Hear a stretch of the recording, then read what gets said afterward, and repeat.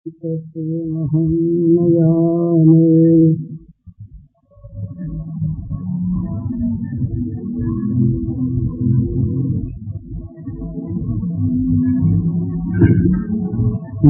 जैसे वातावरण में रहता है,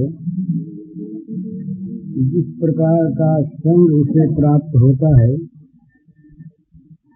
और जैसे कर्म वो करता है, उसी प्रकार का उसका स्वरूप स्वभाव जीवन बनता चला जाता है। वो बुराई नहीं समझता आगे चलकर। बुरे वातावरण से उसकी वृत्तियों में बुराई आ जाती है और उस बुराई को मापने तोड़ने का उसे अवसर नहीं मिलता उस वातावरण में। वहाँ तो उस वातावरण में उस बुराई की महत्ता ही प्रतीत होती है। जब कभी वो फिर दूसरे संग में जाता है, दूसरे वातावरण में जाता है, तब कहीं उसके मन में संदेह पैदा होता है कि मैं जो कुछ कर रहा हूँ वो ठीक है या नहीं। ये संदेह भी मुश्किल से पैदा होता है। बद्ध धारणा हो जाने पर उसको पहले यही दिखता है कि मैं ठीक हूँ, और ये जो इसके विपरीत मानने वाले हैं ये ठीक नहीं। अपने में बुद्धिमत्ता दिखती है, अपने में समझ दिखती है, अपने कार्यों की का औचित्य दिखता है और उसी का वो समर्थन करता है। हम जो दूसरों की समालोचना करते हैं ना, ये ठीक है, ये बेठीक है, उस अवस्था में हम होते तो हम क्या करते ये कौन जानता है। परिस्थिति और वातावरण ये मनुष्य के जीवन की क्रियाओं का निर्माण करता है। इसलिए मनुष्य को दो बात हमेशा देखनी चाहिए। अपने आप कहाँ पर है, इसको तोलता रहे सत्पुरुषों के और शास्त्रों के वचनों के आधार पर। भाई महात्माओं ने क्या कहा है और जिनको हम शास्त्र मानते हैं अपनी बुद्धि से ठीक, उन ऋषि प्रणीत शास्त्रों में जो कहा है उसके साथ हमारे जीवन का मेल है या बेमेल है, विरोध है या समन्वय है, ये इस पर अपने को तौलते रहना एक बात। दूसरी बात,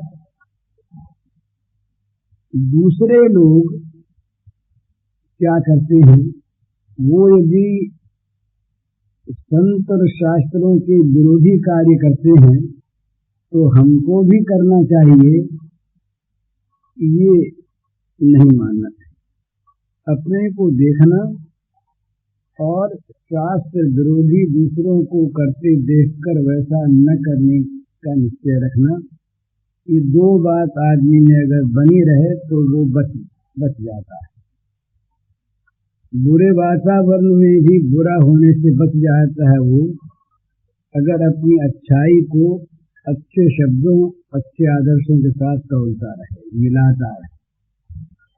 भाई अब गीता हम पाठ करते हैं, गीता का पाठ जिनके नियम है वो रोज 1 अध्याय का 2 अध्याय का कर ही लेते हैं, परंतु गीता के अनुसार जीवन को मिलाने की चेष्टा बहुत कम करते हैं।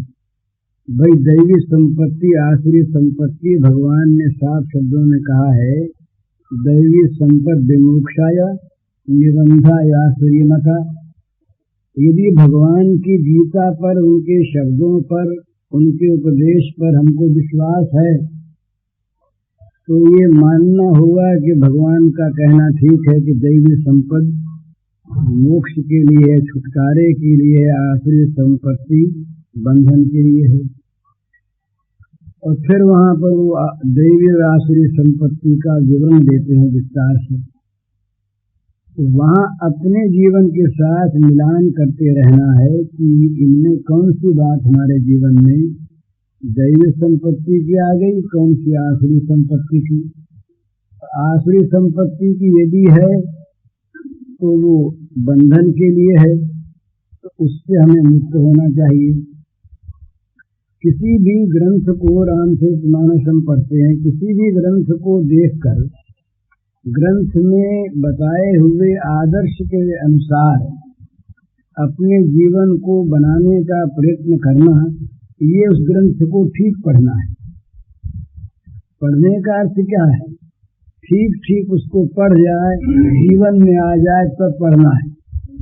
वो बहुत बार मैं एक बात कहा करता हूँ, युधिष्ठिर के बाल्यकाल की। युधिष्ठिर जब पढ़ते थे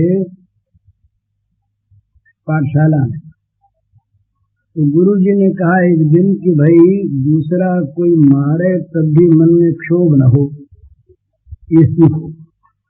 तो दूसरे दिन सबसे पूछा, सबने कहा सीख गए। वो शब्द रट लिए ना, दूसरा कोई मारे तब भी मन में क्षोभ न हो, ये शब्द रट लिए सबने कहा सीख गए।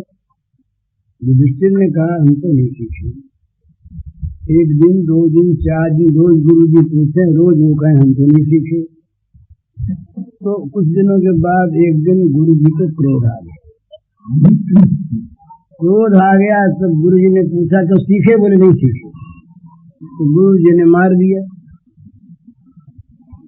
मारने के बाद फिर पूछा गुरु जी, बोले अब सीखे? बोले हाँ महाराज आज सीख गए। बोले आज कैसे सीख गए?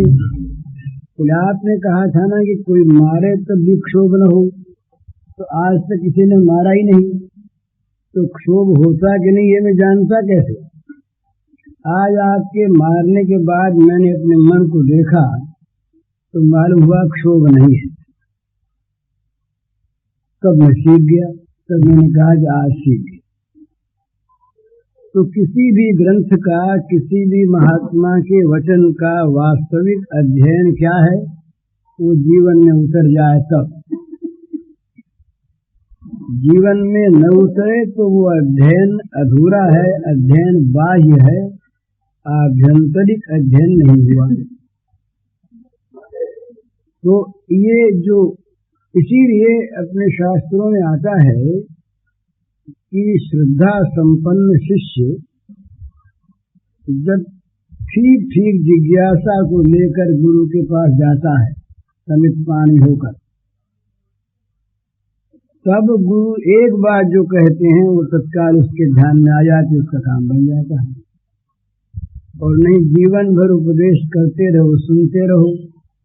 सुनना और कहना पेशा या एक आदत जीवन में न कहने वाला उतारता है न सुनने वाला उतारता है, तो उससे वो लाभ नहीं होता जो वास्तव में होना चाहिए। तो जीवन में अच्छी चीज उतरे तब उसका असली लाभ हमें प्राप्त हुआ। असली लाभ प्राप्त हुआ जब जीवन में उतरे तब। इसलिए क्या करना है कि अच्छी चीज को जीवन में उतारना है। यदि शास्त्रों पर, महात्माओं पर श्रद्धा हो तो उनके वचनों के अनुसार अपने जीवन की चर्या को नित्य मिलान करते रहना चाहिए कि कहाँ कहाँ पर हम उससे विपरीत क्रिया करते हैं। हमारे जीवन में कहाँ कहाँ पर इससे विपरीत आचरण होते हैं, उनको देखें। उनको देखकर दूसरे क्या करते हैं ये न देखकर उसके अनुसार अपने जीवन को बनावे, रक्षा करे, तो मनुष्य हर वातावरण में बच सकता है। विभीषण बचे न, विभीषण जी रावण की लंका में रह करके भी दृढ़ता रही उनके मन में, तो अपने विचारों को वे निरंतर विशुद्ध रख सके। प्रहलाद जी महाराज छोटे बच्चे थे और हिरण्यकशिपु के राज्य में एक माँ का स्नेह उन्हें प्राप्त था और माँ प्रहलाद को डांटती भी नहीं थी। उस माँ के सिवा राज्य भर में पिता से लेकर के छोटे से छोटे राक्षस अनुचर तक सब के सब प्रहलाद के विरोधी, कोई समझाकर उन्हें ठीक करना चाहता, कोई डांट कर। पर प्रहलाद का अपना निश्चय इतना अधिक था कि वे अपने निश्चय का प्रभाव दूसरों पर तो डाल सके। बच्चों पर डाला, पाठशाला के जो बच्चे थे उनके साथ पढ़ने वाले थे, बेचारे डरते हुए जब देखते कि प्रहलाद पर भी अत्याचार होता है तो हम पर भी होगा, तो डरते डरते भी गुपचुप प्रहलाद की बात मानते, छिप छिप कर प्रहलाद का अनुकरण करते। लेकिन प्रहलाद का कहीं मन पलटा हो किसी के समझाने फुसलाने से या डराने से, सो नहीं हुआ। तो ये प्रहलाद जो निश्चयी थे और अपना मिलान करते थे भगवत भक्तों के जीवनचर्या के साथ। हम लोग जो संसार में विषयासक्त लोग हैं, ये केवल मिलान करते हैं हमारी बाहरी स्थिति अमुक बाहरी स्थिति वालों के समान हुई कि नहीं, हम इसी में रह जाते हैं। अर्थात बाहरी भोग किस किस के पास कितने कितने कैसे कैसे प्राप्त हैं, वे हमारे पास हैं कि नहीं। विषयासक्त पुरुष जो हैं वो यहीं तक रहते, अंदर सुख की ओर भी नहीं जाते। अधिक विषय वाले, अधिक भोगों वाले पुरुष सुखी हैं कि नहीं, ये जानने का प्रयास भी उनके अंतःकरण में घुसकर नहीं करना चाहते। वो विषयासक्ति केवल बाहर दृष्टि ले जाती है और देखते हैं कि ऐसी चीज हमारे पास है कि नहीं।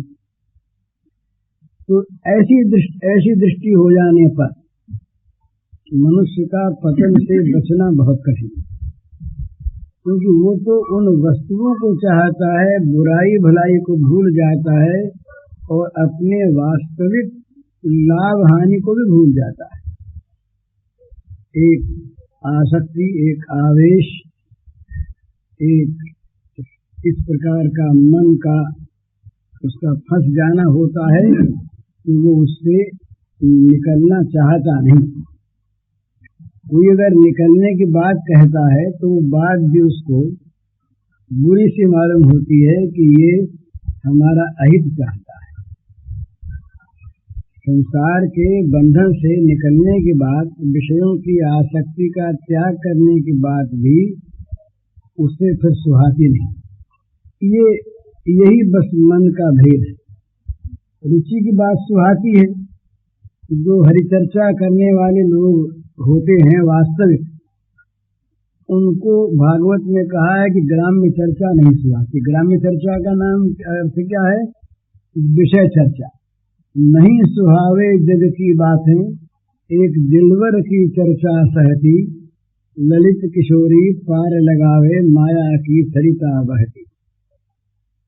ललित किशोरी जी के घर वाले लोगों ने जाकर समझाया बुझाया, महत्ता बताई कि देखो घर में ये सुख था, ये हीरे मोती थे, ये जवाहर थे, ये आराम की चीजें थी, ये सब था।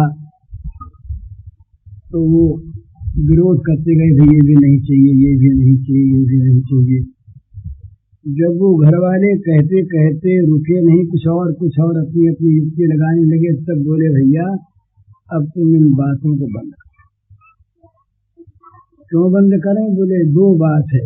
एक तो हमें सुहाती नहीं, हमारे जो प्राण प्रियतम श्री कृष्ण हैं, उन कृष्ण की चर्चा के अतिरिक्त ये जग की बातें हमें सुहाती नहीं सुहावे जग की चर्चा, एक दिलवर की चर्चा सहती, वो सुहाती।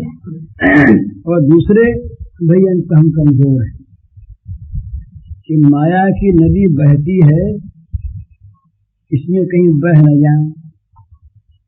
ललित किशोरी पार लगावे माया की सरिता बहती है, भगवान ही पार लगाते हैं। तो तुम भैया ये सब बातें हमारे पास मत करो। तो जैसे जगत की चर्चा उनको नहीं सुहाती, ये स्वाभाविक बात है। जिस विषय का जो आसक्त होता है, अनुरक्त होता है, उदासीन को भी नहीं अच्छी लगती और विरोधी को तो लगती है। ये नियम है। जैसे मान लीजिए कोई ऐसा काम, घुड़दौड़ है। अब जो घुड़दौड़ में कभी जाता नहीं, कभी जानता नहीं, उस चीज को देखता नहीं, उसके सामने घुड़दौड़ की कोई बात किया करे उसको अच्छी नहीं लगती, और जहाँ विरोध है वहां तो अच्छी लगती ही नहीं।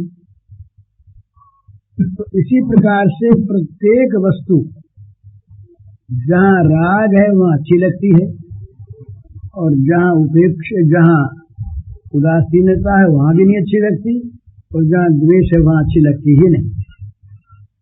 इसी प्रकार भगवत चर्चा, विषयी लोगों को भगवत चर्चा सुहाती नहीं, और कहीं सुहाती है तो ये हम विरोध नहीं करते, बड़ी सुंदर से सुंदर चीज है।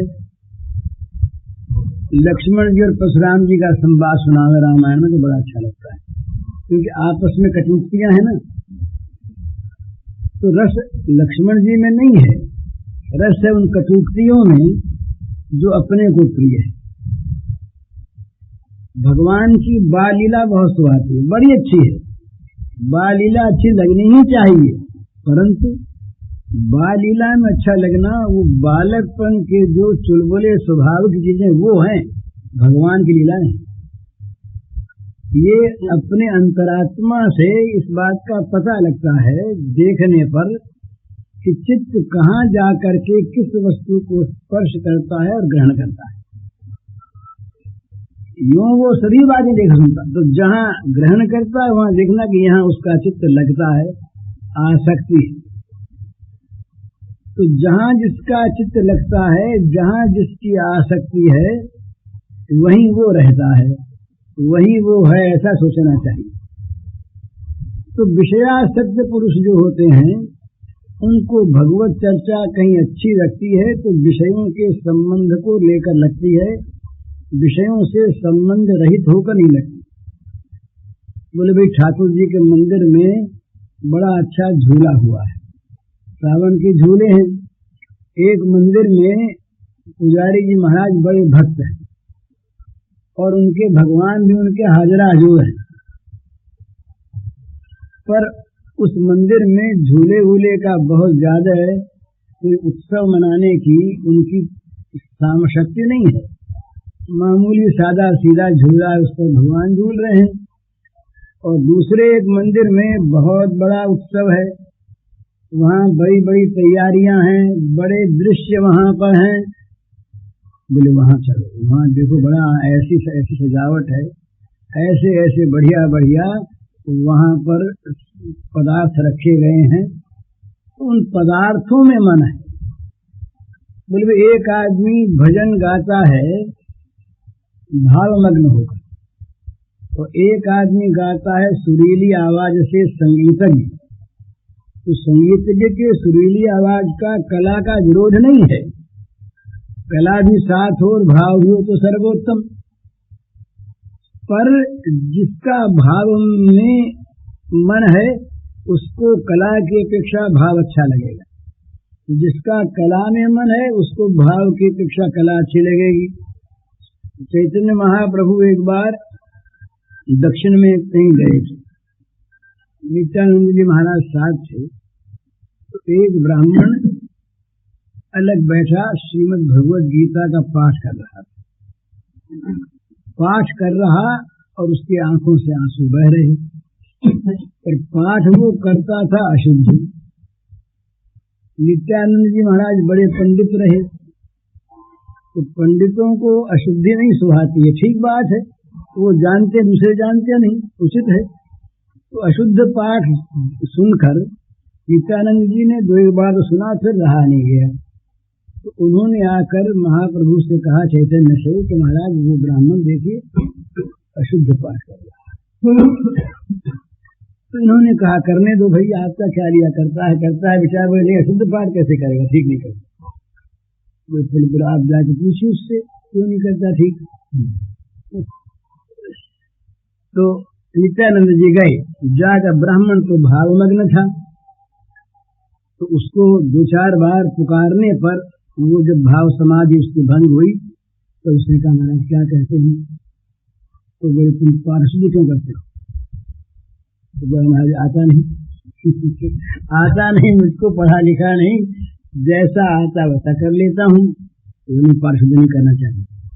तो महाराज आपको बंद कर दूं, लेकिन मुझे तो ऐसा ही आता है। तो बोले फिर रोते क्यों? तो उसने कहा महाराज सच्ची बताऊं? बोले बताओ। बोले ये श्री कृष्ण अर्जुन को उपदेश दे रहे, देखिए ना सामने खड़े हैं, तो कुरुक्षेत्र का मैदान है, ये उपदेश दे रहे हैं, इनकी वाणी सुन सुन करके और मुझे बड़ा आनंद आता, आंसू आ जाते हैं। नित्यानंद जी महाराज बड़े भारी महात्मा थे, तब भी वो कुछ विद्याभिमानी थे। उन्होंने आके कहा चैतन्य से कि महाराज वो तो पाठ तो शुद्ध करता ही है, एक ढोंग और करता है। तो कहा क्या करता है भाई? तो बोले वो कहता है कि कृष्ण अर्जुन दिख रहे हैं, सुन रही है वाणी। तो बोले सुनती होगी महाराज, इसमें कौन बड़ी बात है? बोले नहीं नहीं। तब महाप्रभु ने देखा कि इनका भ्रम मिटाना चाहिए। का एक काम करिए, आप धीरे से जा करके उनके उस ब्राह्मण के चरण स्पर्श कर दीजिए। अभी विद्वान होने पर भी चैतन्य के बड़े अनुयायी भक्त थे, तो चुपचाप गए, जा करके ब्राह्मण के चरणों का स्पर्श किया। स्पर्श करते ही वही दृश्य इनके सामने आ गया।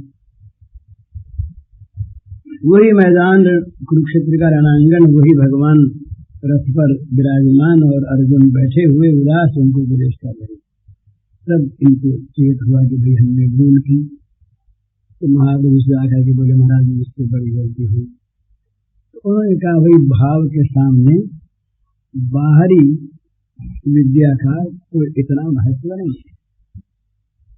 भगवान जो हैं ये भावग्राही हैं। तो मतलब कहने का ये कि अंदर की चीज जो होती है वही चीज असली होती है और वही चीज अच्छी मालूम होती है। चैतन्य महाप्रभु को उसका भाव अच्छा मालूम दिया और नित्यानंद जी को उसकी बाहरी अशुद्धि पर ध्यान गया। तो जिस प्रकार का जिसका अपना मन होता है उसी के अनुसार उसको वो चीज अच्छी लगती है। तो किसी को हरिचर्चा सुहाती है, किसी को परचर्चा सुहाती है। कोई परचर्चा सुनना चाहते नहीं। हमारे वो हरि बाबा जी हैं, उनके जीवन में हमने ये चीज देखी कि परचर्चा सुनना नहीं चाहते। दूसरे की कोई महत्व की बात कहते भले सुन लें, तो दूसरे की निंदा की बात जरा सी भी सामने आती है उनके, तो या तो उठ जाते हैं और जहाँ संकोच नहीं होता वहां रोक देते हैं, और नहीं तो दूसरी बात छेड़ देते तत्काल। उनको सुहाती नहीं। जैसे अपनी निंदा हमको नहीं सुहाती, अपनी प्रशंसा बड़ी अच्छी लगती है, सुनाते चले जाओ कोई। इसी प्रकार जिसकी भावना इससे विपरीत है उसको परनिंदा सुनते ही दुख होता है, जलन सी होती है कि ये क्यों आ गए हमारे सामने। और किसी को परनिंदा बड़ी अच्छी लगती है, परापवाद बड़ा अच्छा लगता है। तो ये अपने अपने जिस प्रकार की वृत्ति अपनी बन गई उसके अनुसार ऐसा होता है। लेकिन मनुष्य ये होता तो है ऐसा वातावरण से, पर मनुष्य भी सावधान नहीं रहता और इस वातावरण में आकर के अपने आप को खो देता है। अपने आप को खोना क्या है? अपने हृदय की जो सात्विक वृत्तियां हैं, अपने हृदय का जो संग्रह कर रखने योग्य जो ऊंचा सात्विक भाव है, उसको खो देना ही अपने को खो देना है। सबसे बड़ा धनी कौन है? जिसके हृदय में ऊंचे विचार, ऊंचे भाव, सात्विक भाव भरे हैं, वो सबसे बड़ा संपत्तिवान है। दैवी संपत्ति उसके पास है ना। और इस संपत्ति को खोकर यदि वो बड़ा संपत्तिवान हो गया तो कोई हिरण्यकशिपु होगा, कोई रावण होगा, कोई कंस होगा। बाह्य संपत्ति बहुत, पर हृदय में जो दैवी संपत्ति है वो अगर नहीं है तो असुर मानव है। वो भोगासक्त है, भोग संग्रह में निरंतर संलग्न है। वो ज्ञान की बात भी करता है, दान की बात भी करता है, असली संपत्ति का वर्णन करते हुए भगवान ने कहा, वो कहता है अब कि यूँ कमा लेंगे, इतना हो जाएगा, वो फिर हम बहुत दान करेंगे। यक्षे दास्यामि मोदिष्य इति ज्ञान विमोहिता, ये यज्ञ करूंगा, ये दान करूंगा, इस प्रकार अज्ञान से विमोहित चित्त वो बकता रहता है आसुरी संपदा के अभिमान में। तो उसका वो रावण भी ज्ञान की बात करता था। तो ज्ञान की बात करना, दान की बात करना, ये सारे के सारे उसके विषयासक्ति के अंग होते हैं, अंदर उन बातों को छूता नहीं। तो बाहरी संपत्ति यदि हो और असली धन अगर किसी का नष्ट हो गया हो तो असुर बन गया है।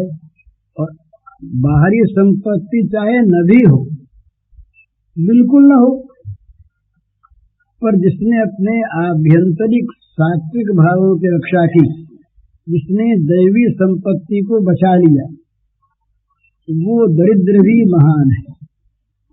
वास्तविक दरिद्र कौन है? कोवा दरिद्रो विषयानुरागी। शंकराचार्य की प्रश्नोत्तरी में है कि भाई दरिद्र कौन है? जो विषय आसक्त है, वो रात दिन भिखारी है, मांगते ही रहता है, ये मिले, ये मिले, वो मिले, वो दरिद्र है। और जिसके मन में आकांक्षा नहीं है, जो काम रहित है, कामना रहित है, वो परम धनी है। चाह गई चिंता गई, मनवा बेपरवाह, जिसको कछु न चाहिए सो जग शहंशाह। वो बादशाहों की भी कोई परवाह नहीं करता, क्योंकि उससे कुछ चाहिए नहीं। जिसको चाहिए वो तो पद पद पर पददलित होता है, अपने आप को खोता है। पर जिसको कुछ भी नहीं चाहिए वो किसकी परवाह क्या करे? वो अपने संतोष धन का, अमृत का धनी है। उसके हृदय में जो धन वर्तमान है, उस धन की छाया उन लोगों को नहीं मिली जो लोग बाहरी धनवान है। तो बाहरी संपत्ति, बाहरी अधिकार, ये वास्तविक हृदय की संपत्ति का दर्शन नहीं कराते। हृदय की संपत्ति बनी रहे, ये बात निरंतर देखता रहे प्रत्येक वातावरण में, और शास्त्रों के वचनों से मिलाता रहे अपने जीवन के आचरणों। वो आदमी बुरे वातावरण में भी अपने को बचा सकता है, और अगर सुदृढ़ रहा तो बुरे वातावरण को सुंदर वातावरण बना सकता है। बड़ा प्रभाव होता है ये। मनुष्य के विचार यदि बहुत दृढ़ होते हैं और बहुत अच्छे सात्विक होते हैं, तो उन विचारों का प्रभाव आसपास पर पड़ता है और कहीं बहुत दूर दूर तक जाता है। ये जो विचार शक्ति है, थॉट पावर, इसमें बड़ी शक्ति है। अगर किसी के सुदृढ़ विचार हों, सुंदर, और उन विचारों को वो अगर आसपास भेजे, तब तो कहना ही क्या है। बिना भेजे भी स्वाभाविक उसके अंदर से निकल कर वे भाव वातावरण में छाते हैं, और वातावरण में दूसरे विरोधी भावों को परास्त करके उनको हटाते हैं, अपने सजातीय भावों को पुष्ट करते हैं। निरंतर ये क्रिया चल रही है। तो मनुष्य को चाहिए कि हर अवस्था में अपने आंतरिक शुद्ध भावों की रक्षा करे। ये परम धन, इनको न खो दे कभी। इनको खोया कि सब खोया गया, दरिद्र हो गया आदमी, जगत में वो आदमी नगण्य हो गया, तुच्छ हो गया। पर उसने अगर अपने सात्विक भावों की रक्षा कर रखी है तो वो बचा हुआ है, वो भगवान की कृपा का पात्र है, वो बड़े भारी मंगल की पूर्व भूमिका को लिए बैठा है, वो बड़े भारी मंगल को प्राप्त होगा। लेकिन जिसने बाहरी चीजों में आकर किसी किसी कारण से भी अपने आंतरिक धन को खो दिया, और जिसने मन में चोरों को बसा लिया, वो फिर बड़ा दुखी होता है, उसका जीवन सुधरना बड़ा मुश्किल होता है। तो आजकल का वातावरण बिगड़ा हुआ है, चारों ओर बुराई की प्रशंसा होती है। जिस जगत में, जिस घर में, जिस जीवन में, जिस संसार में बुराई की पीठ ठोकी जाए और बुराई को गौरव बताया जाए, वो समाज, वो देश, वो घर गिर जाए। बुराई सबसे होती है, भूल सबसे होती है, पर भूल मानने की बुद्धि हो और भूल पर पश्चाताप हो तो भूल मिटती है, दोबारा भूल होने में अटकती है। पर भूल को यदि कर्तव्य मान लिया जाए, भूल को अगर गौरव की चीज मान ली जाए और भूल की पीठ ठोकी जाए, तब तो भूल ही वो स्थान ग्रहण कर लेती है सच्चाई का।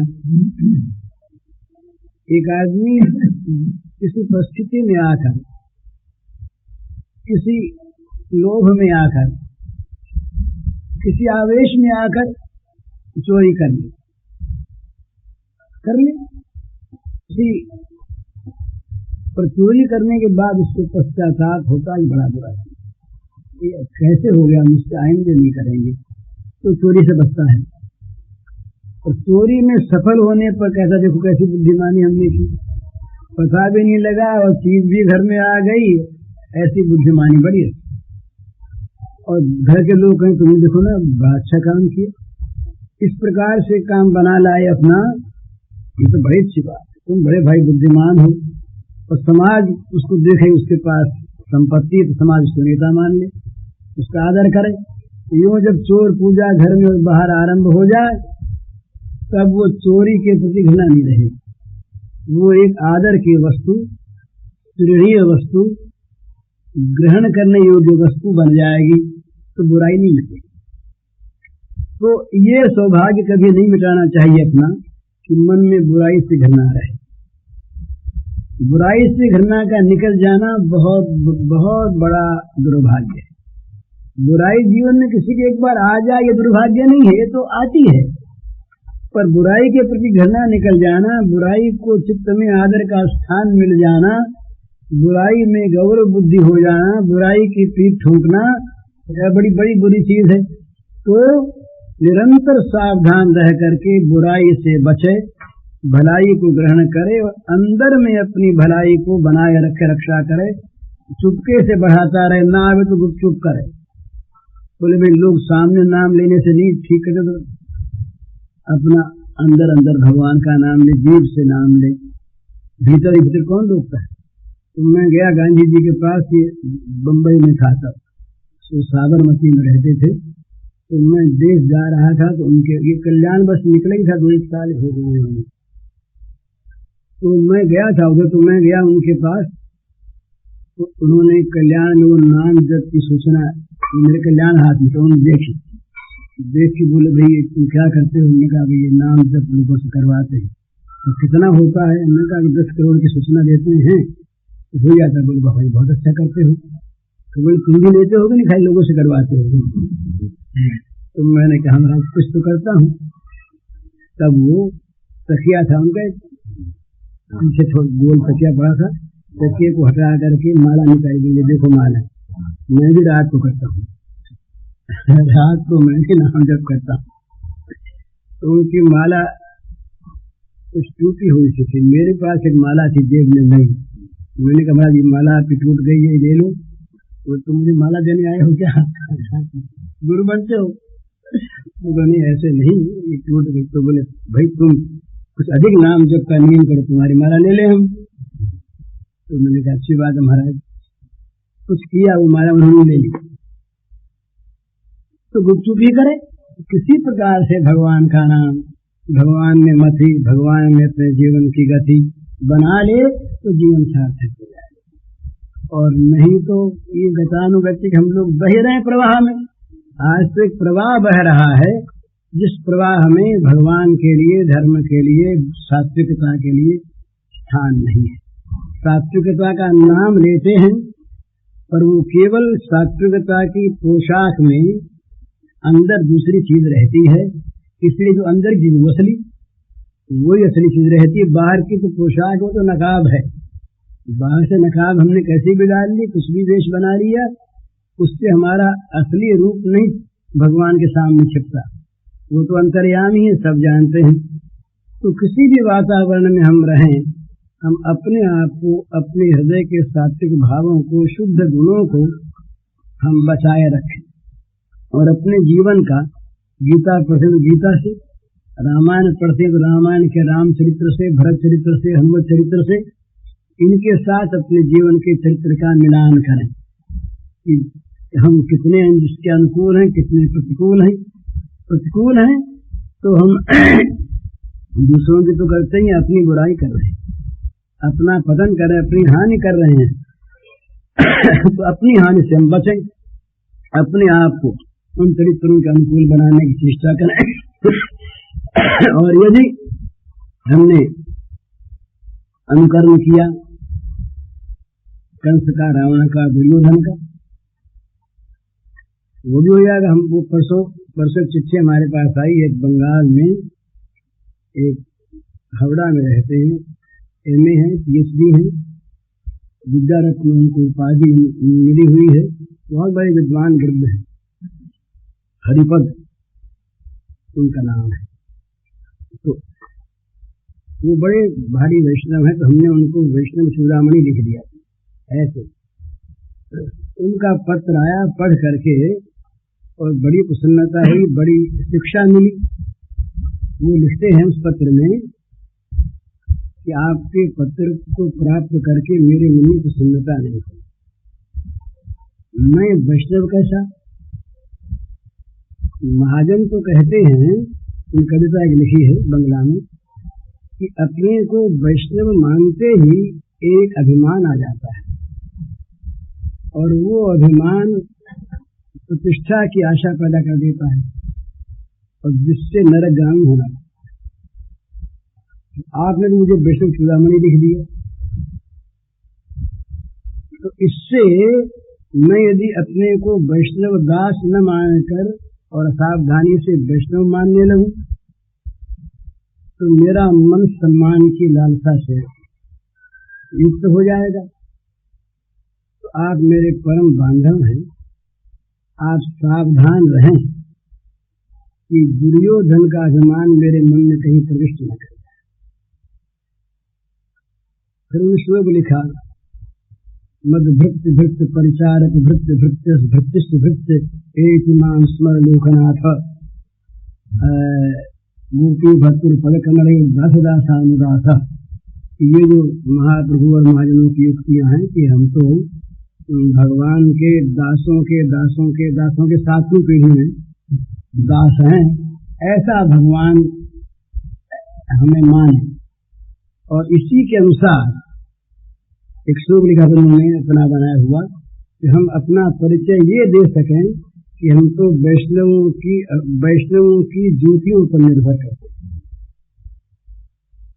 फिर लिखते हैं कि ये भी और आशीर्वाद दें कि जिससे ये दैन्य कपटता वाला न हो, दिखाने के लिए कपटपूर्ण दैन्य न आ जाए हमारे हृदय में। वास्तविक भक्ति से उत्थित जो दैन्य है वो हमारे हृदय में आए। अब ये उनका ये कितनी सुंदर चीज है, कितनी बढ़िया चीज है। थोड़े से में हम लोग और अपने को बड़ा ज्ञानी विद्वान महात्मा न मालूम क्या क्या मान लेते, कोई ऐसा नहीं मानता तो उस पर नाराज होते हैं। तो अपने आप को ठीक करना है, हर एक वातावरण में अपने आप को बनाए रखना है, अपने आप के अंदर की जो सात्विक चीज है उसकी रक्षा करना है। वो अगर बच गई तो हम बच गए, और हमने अगर उस धन को खो दिया तो अपने सर्वस्व को खो दिया। उसके बाद फिर बचा क्या हमारे पास?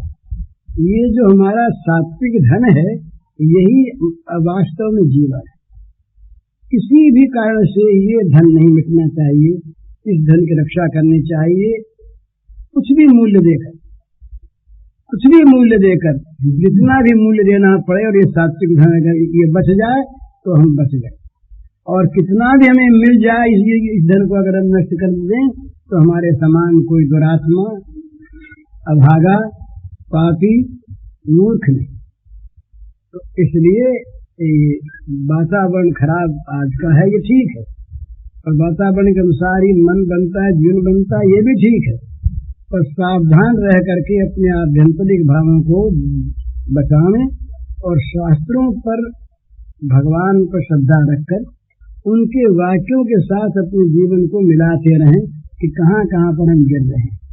जहाँ जहाँ पर गिरते हों वहाँ वहाँ सावधान हो जाए, और भगवान की कृपा के बल पर उससे बचें, उसको ठीक करें। कोई भी वातावरण, कोई भी शक्ति भगवान की कृपा शक्ति के सामने नहीं ठहरती। कृपा का आश्रय करने में हम भूल करते हैं, कृपा पर विश्वास नहीं करते। भगवान कहते हैं हम पर तुम विश्वास करो तो मच्चित्त सर्व दुर्गान मत प्रसादा तरिष्यसि, मेरी कृपा से तुम सारे विघ्नों से तर जाओगे। पर मुझ पर विश्वास करो, मुझ पर निर्भर करो। तो भगवान की कृपा पर विश्वास करके अपने जीवन को नित्य निरंतर शुद्ध बनाए रखने की चेष्टा हम करें तो कोई वातावरण हम पर उतना असर नहीं डाल सकता, और डालेगा भी तो उससे फिर भगवान ठीक कर देंगे, भगवान का आश्रय होने पर सावधान, इसको अगर खो दिया तो बड़ी भारी हानि है। मानव जीवन का सबसे बड़ा ये बुरा फल है कि यहाँ आए थे कुछ कमाने और यहाँ से पापों का ढेर लेकर हम चले जाएं और अनंत योनियों तक फिर दुख भोगते रहें। ये सबसे बड़ा हमारा प्रमाद युक्त परिणाम होगा जीवन का। इससे बचें, भगवान से प्रार्थना करें कि वो हमें बचावें, मन में निश्चय करें कि हम बचेंगे और बचते रहेंगे तो भगवान की कृपा से बच जाएंगे। रूप निधि महाराज, उनका जो एक एक अंग है बड़ा सुंदर मधुर है। एक एक अंग पर अंग अंग पर वारिये कोटि कोटि सतकार, अंग अंग पर वारिये, एक एक अंग पर कोटि कोटि सतकाम वाले जा सकते हैं। तो इस प्रकार से इनका प्रत्येक अंग सुंदर है, सुठाम है, दोनों कामदेवों को जाने वाला। और कैसा है, मुनि मन नयनाधरा, मुनियों के मन को और नेत्रों को समझने वाला, केवल नेत्रों को नहीं मन को भी। क्यों ऐसा है कि रूप निधि भराए, इनका जो ये भगवान का श्री विग्रह है ये मन रूप समुद्र है, रूप निधि भरा हुआ चला आ रहा है। और फिर एक और कर दिया है दोस्तों ने, वन सखाओं ने, सखा लोग जो गए उन्होंने वन की बड़ी बड़ी धातुएं इकट्ठी की, रंगीली मधुर मधुर धात्वति विचित्र, अंग अंग मधुर चित्र, रचि रुचिर मधुर मित्र। मित्रों ने प्रत्येक अंग पर मधुर धातुओं से विचित्र विचित्र चित्र रंग दिए, और इससे प्रेम उनका बहुत बढ़ा। और फिर ये वृंदावन, वृंदावन मधुर वास, मधुर रसिक मधुर रास, मधुर सकल रस विलास, रसिक रूप भाई। वृंदावन सारा रस रूप है, मधुर है, और रसिकों का यहाँ ये घर है। यहाँ नित्य मधुर रास होता है और सारा रस विलास अत्यंत मधुर है। और यहाँ भगवान जो है ये रसिक रूप से रहते हैं, रसिक रूप भाई। यहाँ भगवान का रसिक रूप है, वो सूत्र पा रहे नहीं है। यहाँ पर हाथ में कहीं वो चाबुक लेकर के कहीं ब्रजमंडल में भगवान पहुंच जाए और कहीं चक्र लेके आ जाए तो सखा और ये गैया और ये ब्रजबालाएं सारी डर जाए। तो यहाँ भगवान का अत्यंत मधुर रूप है, न वो गीता वाला रूप है, न कुरुक्षेत्र का रूप है, न मथुरा द्वारिका का रूप है, और न ये जब उनको मारते राक्षसों को वो रूप इनके सामने आता है। इनके सामने जब आते हैं तो भगवान अत्यंत अत्यंत मधुर। इस प्रकार से मधुर रूप की झांकी किए हुए भगवान ये ब्रज में आए। इनका जो ब्रज में आना है ये क्या है, ये और कुछ नहीं है। ये मानो ये जो प्रेमी जन है ब्रज के, इस प्रेमी जनों के हृदय में रस का एक आस्वादन कराने के लिए भगवान आते। भगवान का जो ये मधुर रूप है ये केवल रसास्वादन के लिए है, रस का आस्वादन कराना और रस का आस्वादन करना। दिव्य रस का ये रस कैसा होता है जिसमें लौकिक काम की तो बात ही नहीं, मोक्ष काम गंध शून्य रस, इसकी कल्पना होनी बड़ी मुश्किल है। जहाँ जहाँ रस आता है वहाँ पर ये चीजें आती हैं। पर ये बड़ा विचित्र एक विलक्षण रस है जिसमें किसी प्रकार की भी जागतिक पदार्थ की तो कल्पना ही नहीं है। मोक्ष रस का उज्ज्वल रस, मधुर रस हो गया। इस रस में भगवान भर देते हैं अपना चिदानंदमय जो भगवान का स्वरूप है, इस रस में भरा हुआ रहता है। ये रस जो है ना, ये चिदानंदमयी रसधारा है। ये कभी सूखती नहीं, ये कभी दूसरे से कुछ लेती नहीं, दूसरे काम से वो रस आता नहीं। ये स्वयं ज्योति, स्वयं प्रकाश, स्वयं रसमय क्यों है? ये रस का जो समुद्र है, जो रस का स्वाभाविक केंद्र है, जो रस रूप है, इसी से इसका प्रवाह बहता है। भगवान के लिए उपनिषदों में आया रसो वैसा। रस कौन है? उसका रस वही है। और तो सारा विरस है। भगवान को छोड़ करके जहाँ जहाँ जगत में हम रस खोजते हैं, वहाँ रस नहीं मिलता है, रस नहीं मिलता, विरस मिलता। सारा रस विरस हो जाता है, जिसमें मृत्यु साथ है, रोग साथ है, दोष साथ है, अपूर्णता साथ है, अनित्यता साथ है। अब वो कहीं रस है? वो रस कैसा है? अभी दिखता है रस, क्षण भर के बाद वो रुलाने वाला हो गया, वियोगशील है, प्राणांतकारी है। ये रस तो भयानक है, ये रस नहीं है। रस तो वो है जो नित्य है, सत्य है, सनातन है, आनंदमय है, मधुर है, जहाँ केवल मधुर रसवती धारा ही बहती। वो रस एकमात्र सच्चिदानंदमय श्री कृष्ण रस है।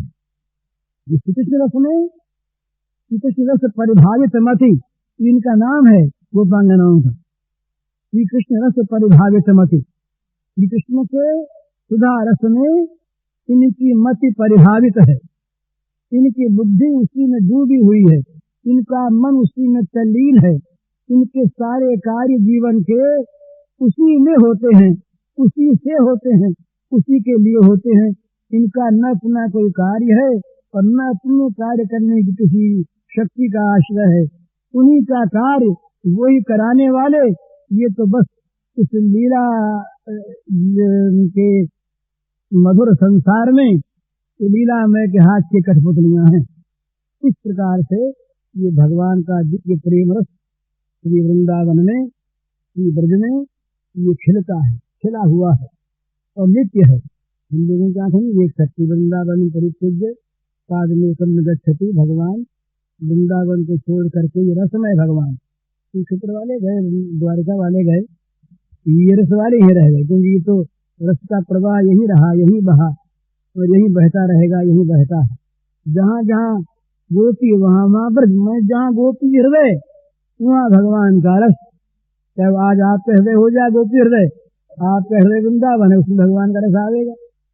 गोपी हृदय का अर्थ यही है, निष्ठिति वांछा का सर्वथा सर्वदा परित्याग, मोक्ष काम गंध शून्य, जो निर्मल भगवत रति है, इसका नाम रस है, इसका नाम ज्योति प्रेम है, इसका नाम राधा भाव है। इसी ये भाव के ये सब वर्णन है। तो इसमें 2 दिन है। यह प्रवचन पूज्य श्री भाई जी ने गीता वाटिका गोरखपुर में दिनांक 7 अक्टूबर 1958 को दिया था। इसका कैसेट संख्या है 91 और इसका शीर्षक है असली धन संग्रह।